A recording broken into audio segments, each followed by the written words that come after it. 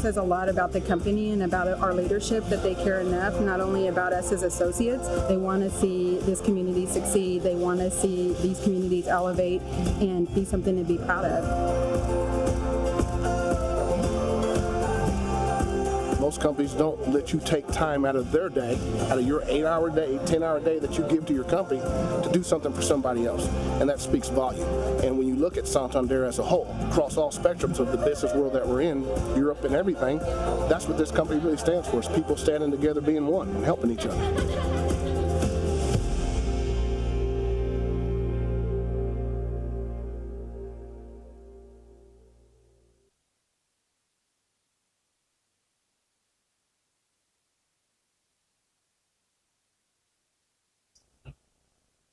Hello, everyone. Welcome back to the Big Bang for our luncheon panel discussion today.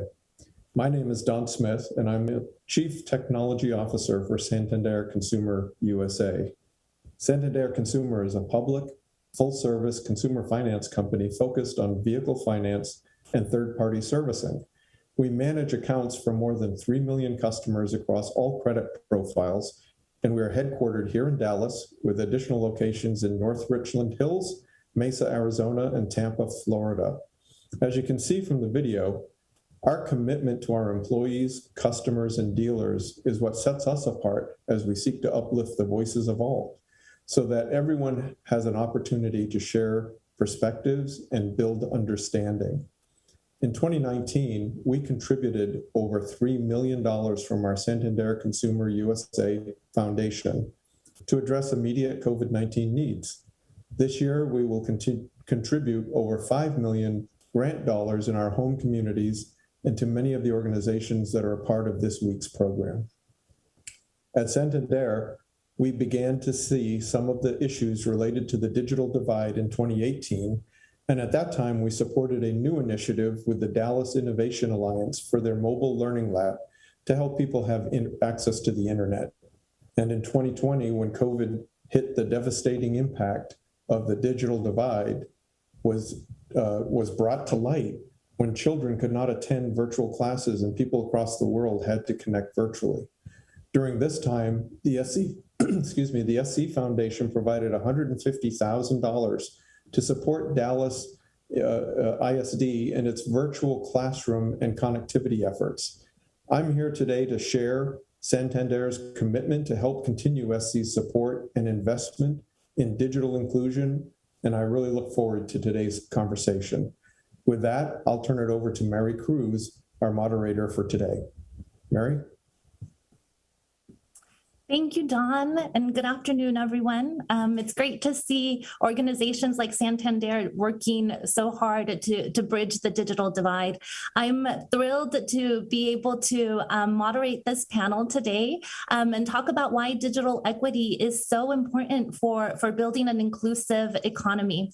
But before we get to the meat of our conversation and to the discussion with our panelists, I'd like to briefly talk about why the Dallas Fed is so committed to this issue and share a little bit on one of our new initiatives that targets the digital divide. So the Fed has a dual mandate from Congress to promote price stability and full employment. The Federal Reserve's community development function has a role in supporting solutions to issues that limit inclusive economic growth through this mandate of growing the economy at maximum employment. The community development function does research, outreach, builds awareness, and targets initiatives and has targeted initiatives focused on the challenges that limit quality job creation, job and career development, and job access for residents of low-income communities. And in today's digital economy, lack of broadband access, lack of access to devices, and lack of skills really limit an individual's ability to access job opportunities and to participate fully in the economy. So that's why the Dallas Fed is so committed to this issue.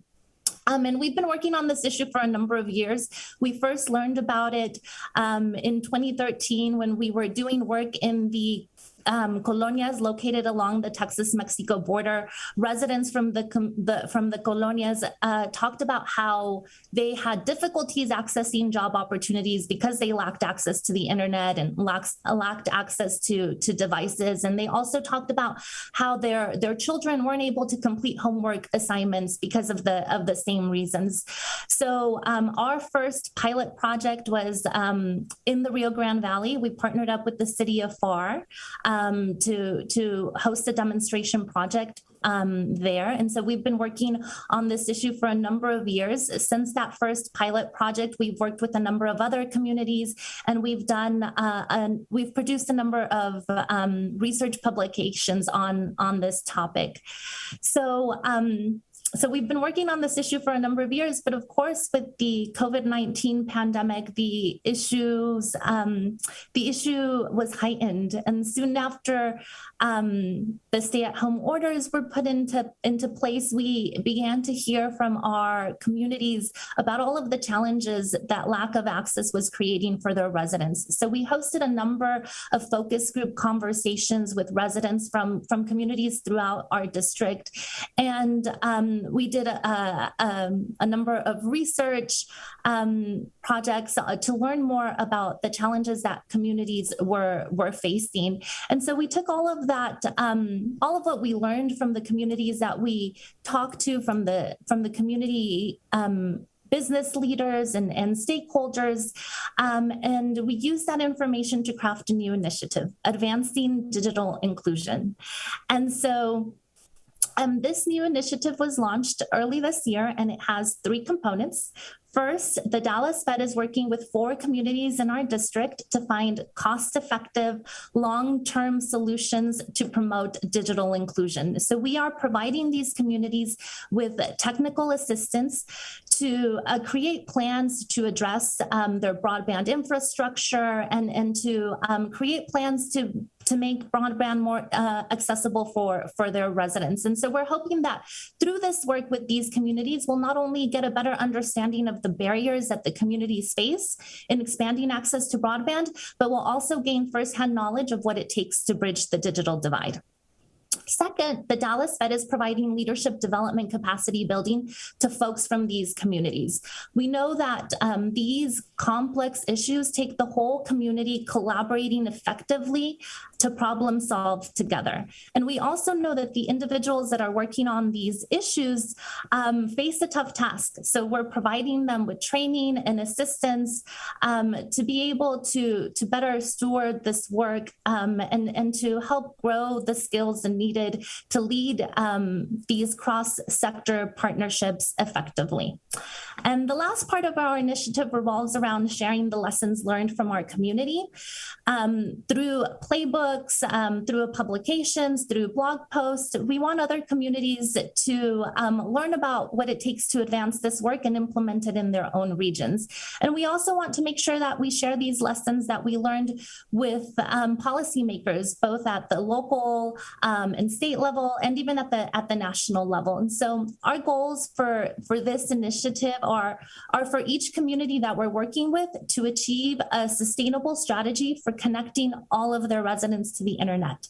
And then our second goal is to share these lessons learned through publications, blogs, presentations, so that we can help advance digital inclusion throughout our region and our nation. And so today I'm really excited to be joined in this conversation by 3 of our communities, our 3 communities in Texas. Our panelists today represent our Texas communities. And so with that, I'd like to turn it over to them to share a little bit about themselves, a little bit about the work that they are doing and the role that they play in these coalitions and partnerships. So with that, I'll turn it over to you, Armando, then we can go to Kelly and Kassandra. Great. Thank you so much. I appreciate it. My name is Armando Cantu, and I am the founder and the executive director for Cardboard Project. And our mission is a digital connection for all. We leverage technology so that we can serve our clients who live in digital deserts, and we promote self-sufficiency through technology. So some of the programs that we offer is we have a 10-step roadmap to self-sufficiency. And what this does is we engage with our community. We walk them through these 10 steps from making sure that they have a digital footprint, to have a professional email account, to have access to a phone, to digital skills training, housing. We just go through all of the different barriers that many of our guests encounter. And so we partner with different partners so that we can provide them with the resources that they're looking for. And we also have a digital device loan program that we are now offering with some of our nonprofits and with the specialty courts. 4 to 5 participants don't have access to the internet and can't adhere to some of the programs that they have to go through. So we're able to provide them with that, a hotspot with unlimited data and a Chromebook as well. That's just a little bit about Cardboard Project. Thank you.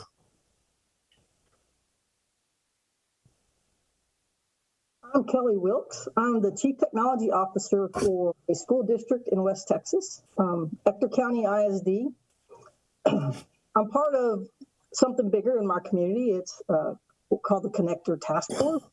We're a community group working to make broadband available to all of our residents, make it available and affordable and reliable. We have approximately 30 community members from business, education, medical. We have county representatives, city representatives, and industry. We all came together to begin learning about broadband and how its availability can improve the quality of life in Ector County and Odessa. The task force began working with the Dallas Feds a couple of months ago, and they really accelerated our efforts by providing us some resources to develop a business plan. This really makes this project consumable. It makes people understand what we're trying to do and how we're going to accomplish that. Because if you present anything to community members or other stakeholders, they want to know how, they want to know why, and they want to know how much it's going to cost. So this plan has really given us some teeth, and we're ramping up our efforts to build out our community broadband plan. That's a little bit about, I'll talk more later. And hello, everybody. My name is Kassandra Huhn, and I am the Vice President of Workforce Development and Analytics at the Borderplex Alliance. And I'm going to talk to you a little bit more about our entity, Digital Paso. But really quickly, the Borderplex Alliance, who I work for, we are an economic development organization that is fully funded by the private sector and represents 3 areas. First, of course, being El Paso, Texas. Second, being Las Cruces, New Mexico, which is around 30 minutes up the street. And then Ciudad Juarez, Mexico, which is a 5-minute walk from my office at this point. But ultimately, our group is involved in an entity called the Digital Paso, and we help manage Digital Paso.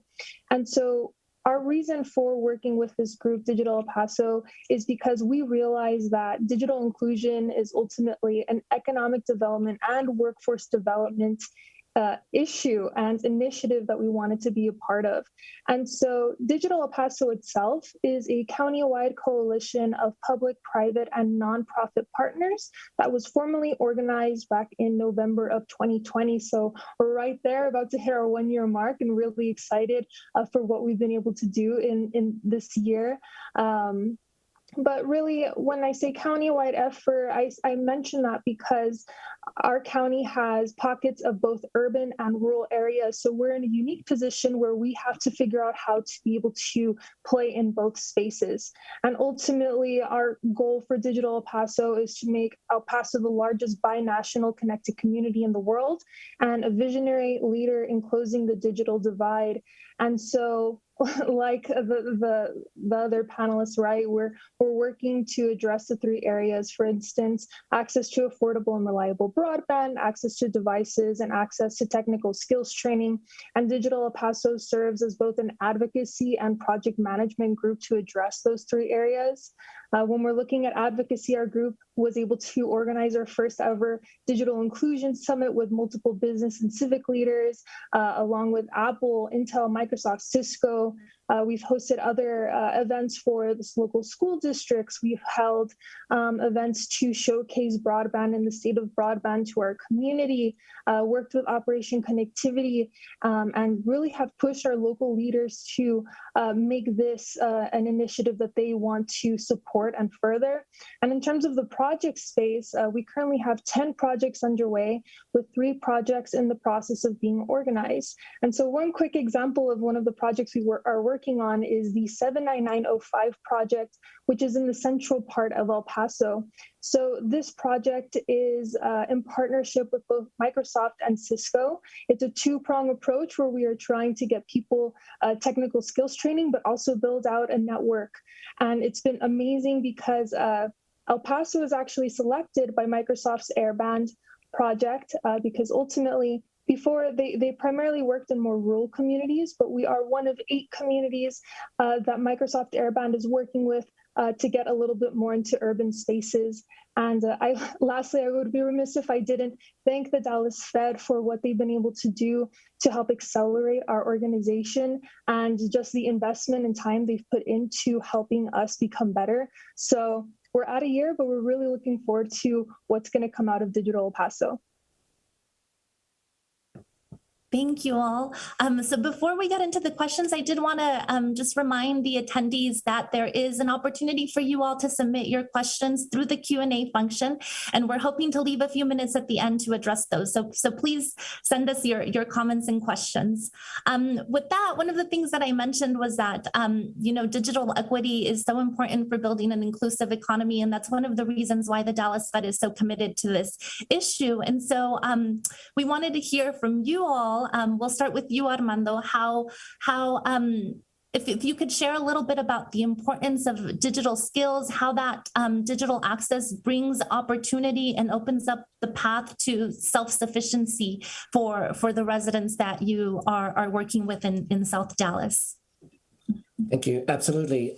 So with Cardboard Project, we focus primarily in South Dallas, and we have 5 targeted zip codes that we primarily work in that many of the residents do not have access. So we focus on connectivity, devices, and digital skills.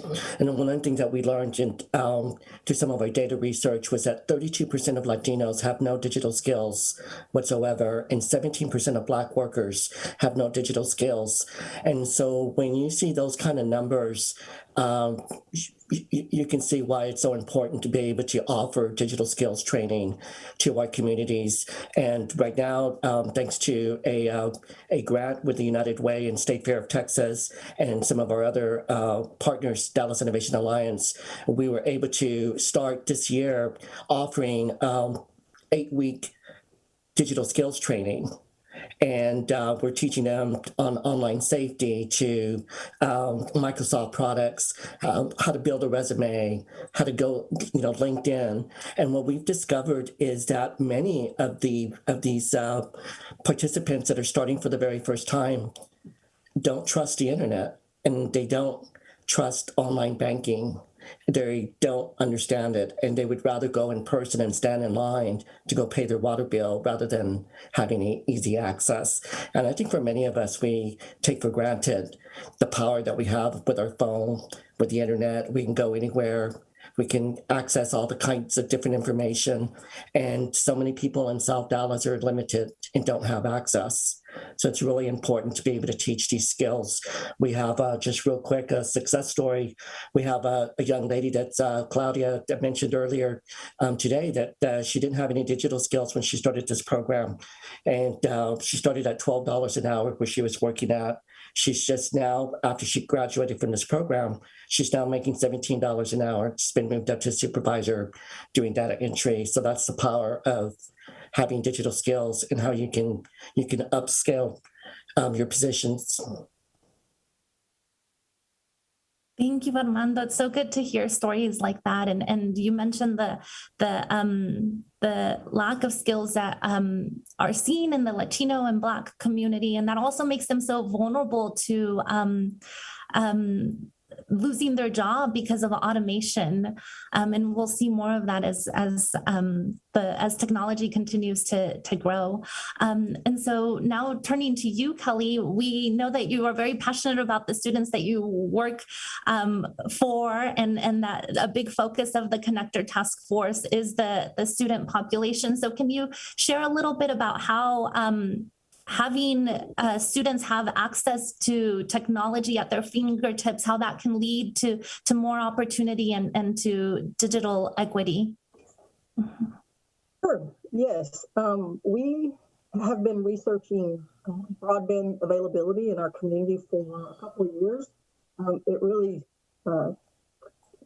got some steam and some efforts behind it after the pandemic hit. It became very obvious that we have populations within our community and county that just weren't connected. We discovered that 39% of our families didn't have access to reliable internet, some because they were very rural and there's just no availability in their area, and some, they just couldn't afford it. And so disaggregating all that information basically to determine who is missing out on learning opportunities. When you think about education, we're a K-12 education entity, but our work goes beyond that. So our students are residents, and our residents are the community, and we're promoting education K-12 and beyond. So as we looked at the lack of broadband in our environment, students, we knew that students were missing out on virtual experiences and digital assignments. All of our resources are online now. So when students go home without internet, they're missing learning opportunities. And most often, those are our most fragile, needy students. They can't afford to miss opportunities. And so we're disadvantaging our kids that live in poverty without internet. And so when we really dove deep into this situation, we wanted not only to resolve this issue for our own students, but resolve this issue for our community. And that's how the Connector Task Force was born. We have put in some temporary efforts as a community. We've issued MiFi hotspots. We've been able to give every student a device with some federal ARP funds and ESSER monies. So we took a 5-year plan and made it happen in about 2 years. So every student has a device, and we're able to connect students so that they can connect to our digital resources. Homework doesn't consist of a book bag anymore. We want students to read, and we promote reading. But we know that they need a laptop bag. And in that bag is a laptop and a way to get connected so that they're not disconnected when they leave our schools. Our community, they want to give a hand up to our disadvantaged residents and our students by ensuring that our community has affordable and reliable internet to every home. The key barriers to access in Ector County households are availability, because there's a lot of rural areas, and cost. And so the Connector Task Force has a plan to level the playing field so that income and location are no longer barriers to quality broadband.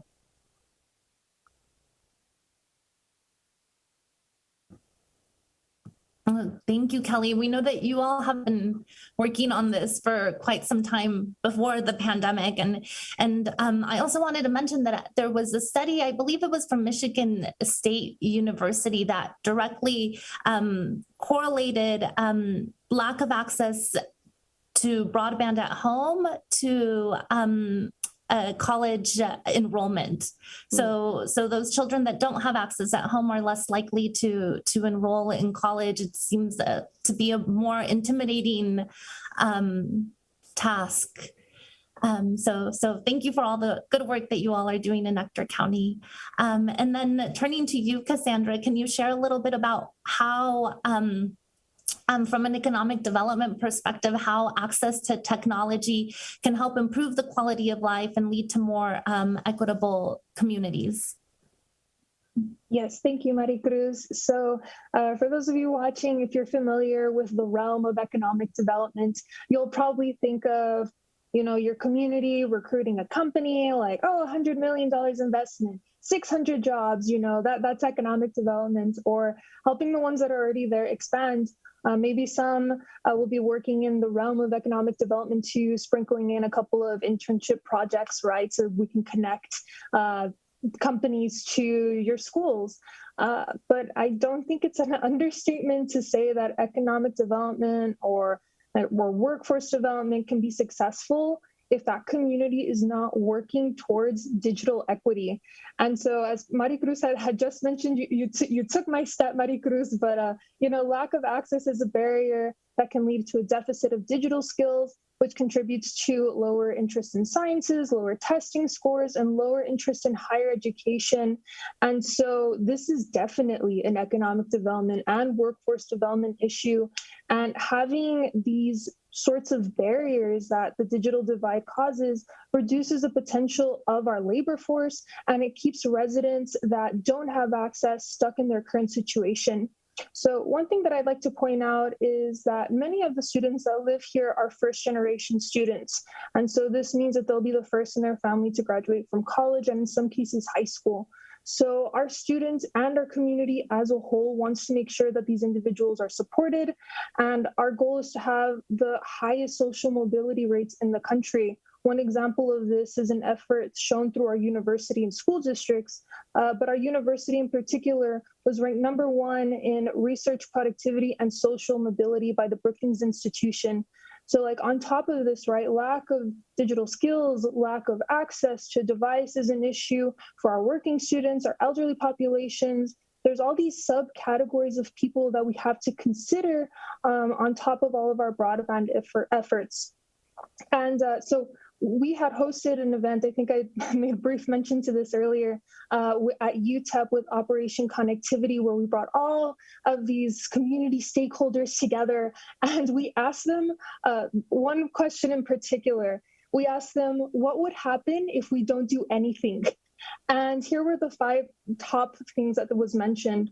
1 is the loss of competitiveness. 2, increased socioeconomic gaps. 3, decreased educational outcomes. 4, lack of advancement in overall public health. And 5, increasing disparity in quality of life and expectancy, education, and health. So ultimately, we can't afford not to do anything. And so that's why it's so important, especially to our economic development organization, to make sure that we push forward and really just I hope that everybody embraces more of a digital equity sort of mindset, right? Yes. So Kassandra, so you talked about bringing your community stakeholders together to have this conversation about what would happen if we don't do anything to address the digital divide. So on that note, can you talk a little bit about collaboration? So we know that collaboration is essential to solving big community issues like the digital divide. It takes everybody problem solving together. So can you share a little bit about the collaboration in El Paso and any of the early lessons learned? Yes, definitely. So, Digital El Paso was not created out of a funded program. It's not something where we had a specific template or like a template to make us successful, or really we're writing it as we go. And of course, we do this in conjunction with our own research, seeing what other communities are doing, seeing what we can adopt and adapt to help make us better. But being a border town, it's just been a really fun challenge to navigate through this space. And what we learned is that we need every one of our stakeholders to realize that this is a long-term project. As much as we want to have early wins, we need to make sure that everybody's in the same mindset of this is for the long run. So management of your respective coalition is really going to be the hardest part. Sometimes you feel like you don't want to grow too fast because you want it to be manageable, but you want to make sure that your partners are engaged and know how they're contributing to the effort. And this is especially true for broadband, because at some points, there's going to be another topic that comes up. Broadband might not be the pressing issue of the time. At some point, it's not going to be in the spotlight, but the work still needs to be done. So what we found and what's been helpful is through our coalition, and again, this is private, public, nonprofit. We've tried to include all areas right in our coalition. We've learned that we need to let our partners run with particular projects, because you don't want to act as a single gatekeeper when you don't need to, and you don't want to delay projects that are really on a time crunch, right?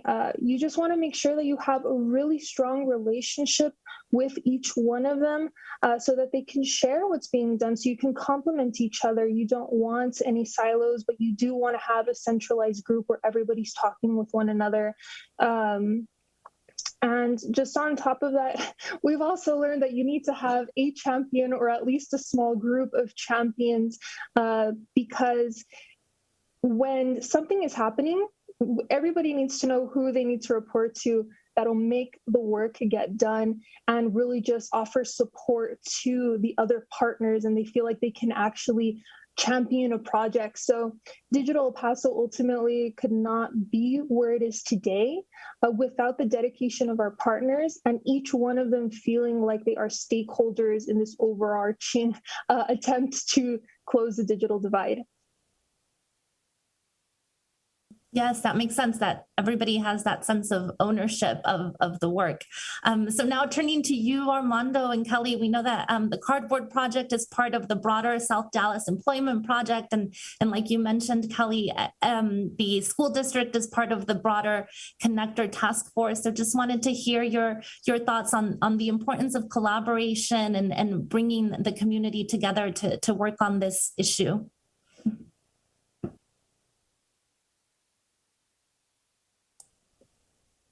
Yes. So with us, I'm also the co-chair for the Digital Access Committee for the South Dallas Employment Project. And so the three legs of the stool is what we're focusing on, and which is the connectivity devices and digital skills, and being able to bring all of the different nonprofits together and to look at what is going on, even with the nonprofits organizations.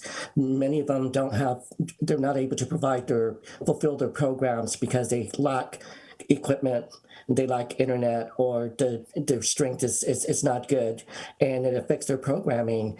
So being able to come together and really understand all the different nonprofits' barriers that they're dealing with, and addressing the digital divide, is working on these different projects that we're coming up with right now is going to be really important to come together and make a difference and get everyone connected in South Dallas.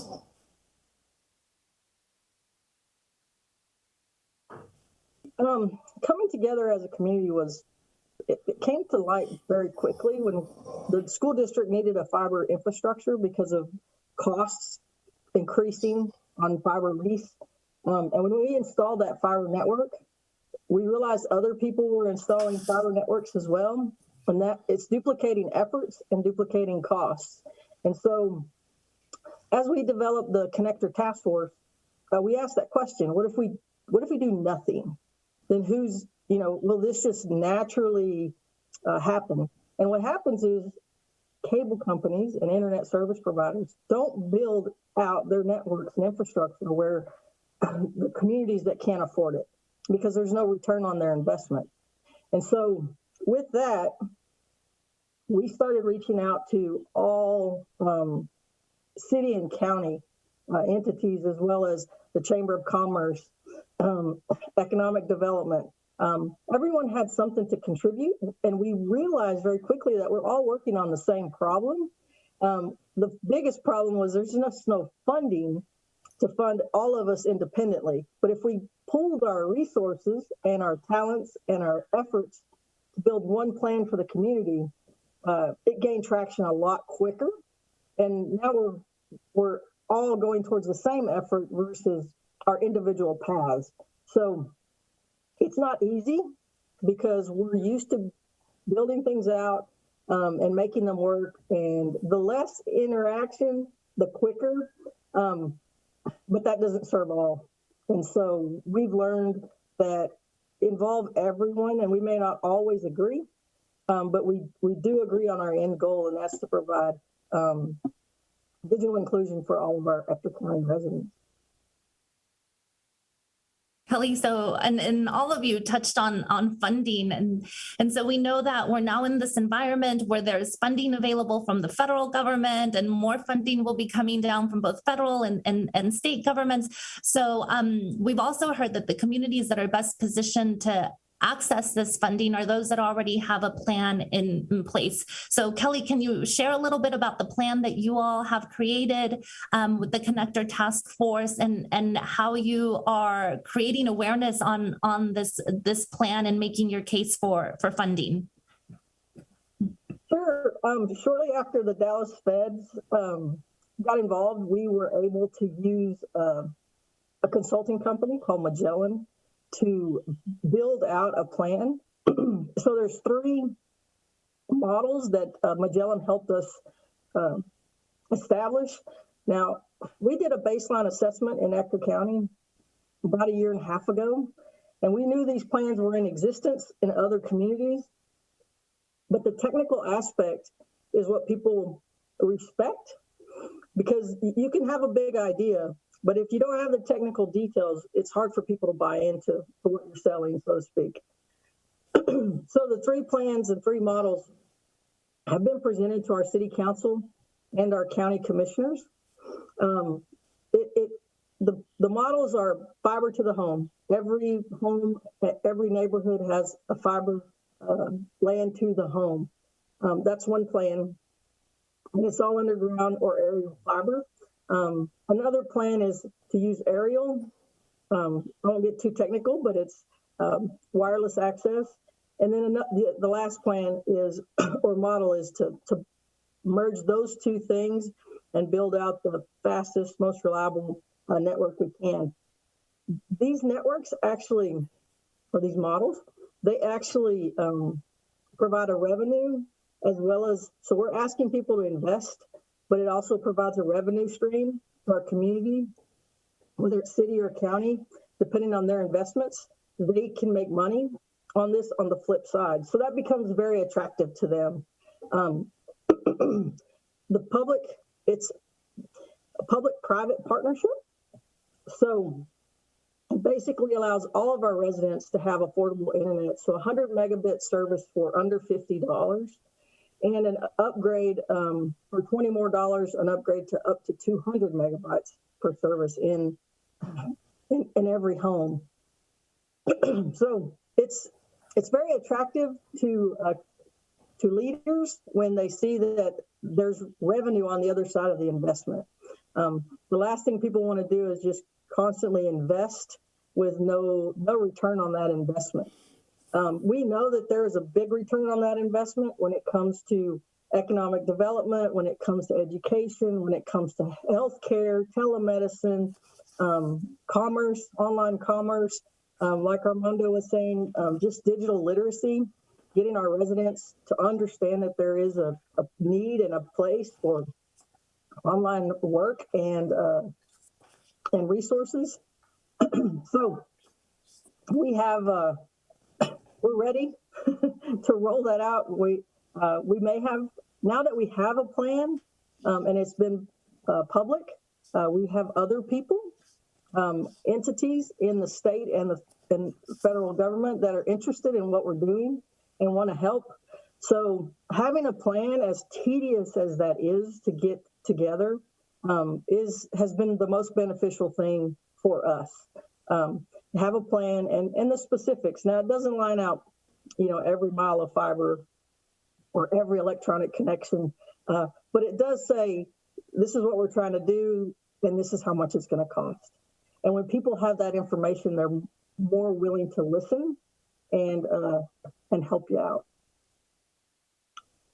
Thank you, Kelly, and we're really glad that you all have been having those conversations with your elected officials from your region. So I'll just turn to Armando and Cassandra real quick to see if they'd like to share any insight on that topic.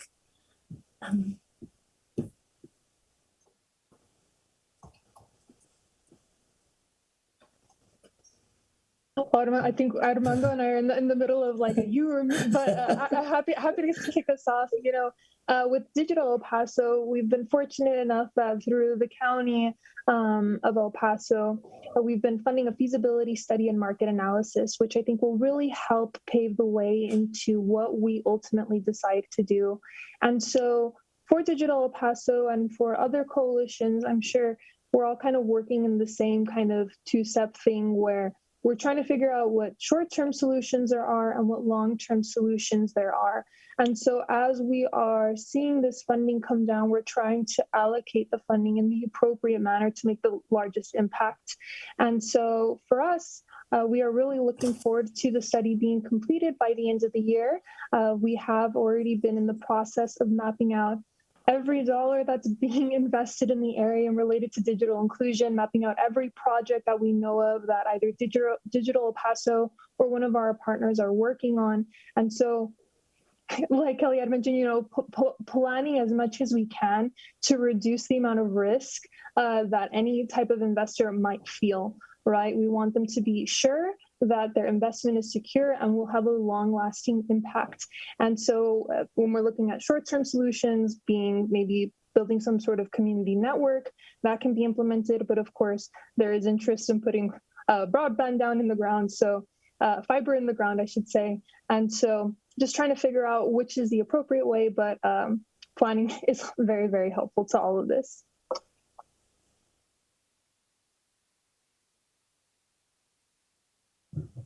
And Armando, you can go to our next question, which is funding related. So one of the reasons that a lot of families don't get online is because they not because they don't have the infrastructure available in their neighborhoods, but because they simply can't afford to pay a broadband subscription. So this year, earlier this year, the Emergency Broadband Benefit Program, which is a federal program that subsidizes the cost of a broadband subscription, was launched. So can you talk a little bit about that and why you all are, how that can help families and why you are so committed to promoting this program in South Dallas? Absolutely. I think that the FCC and the administration did a great job in putting this together, this program.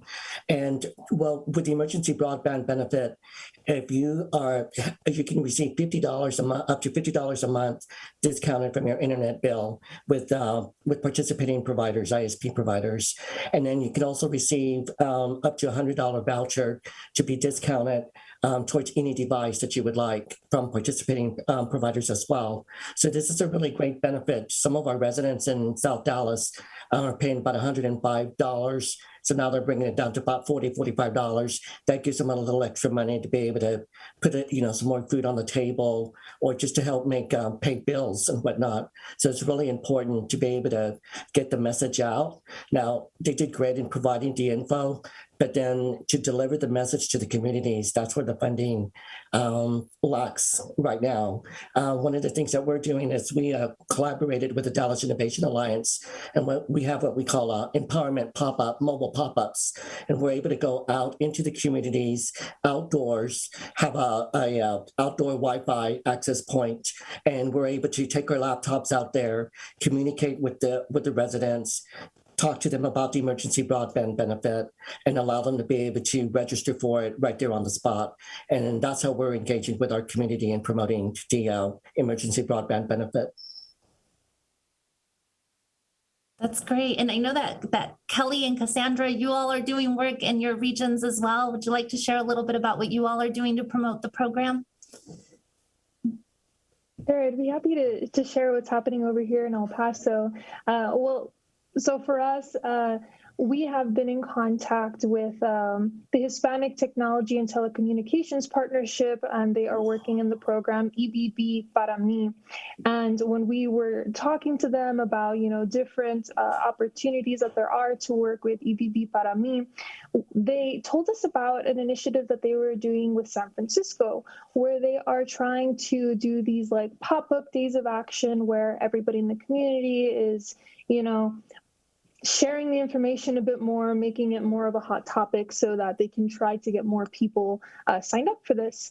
Well, we took that idea and we multiplied it by 6 because what we've planned to do is we've planned to create 1 day of action for the next 6 months, starting in 2022.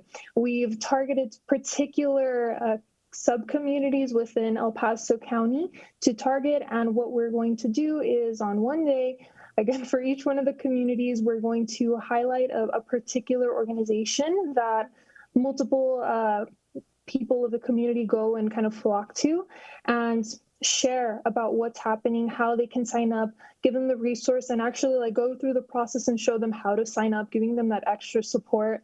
But on top of that, we are engaging with any partner that's truly like involved in that sub area and asking them to devote resources, but also time, because we are going to do a very like grassroots outreach. We're going to go door to door, see if we can sign people up, just engage them. We're really trying to minimize the barriers for our residents to be able to sign up for this project.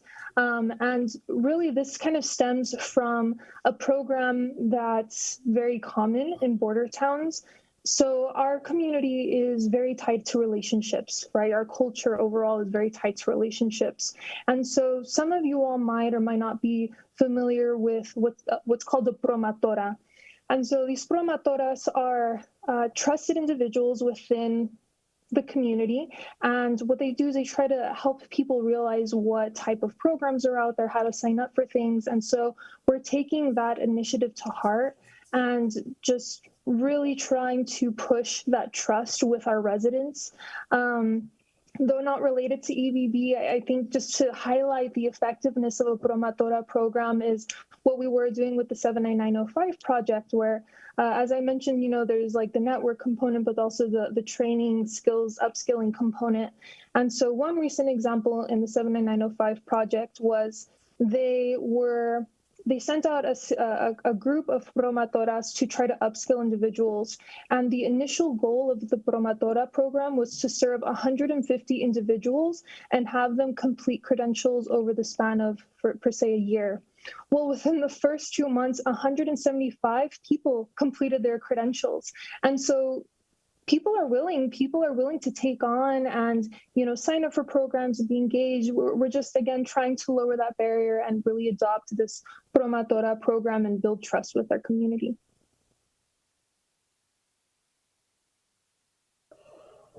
As a school district, we've communicated and advertised the EBB program to our families, but our reach isn't as far as we'd like for it to be. So we're partnering with the Chamber of Commerce and some other nonprofits. We're just in the very beginning stages of partnering with other nonprofits to get that word out.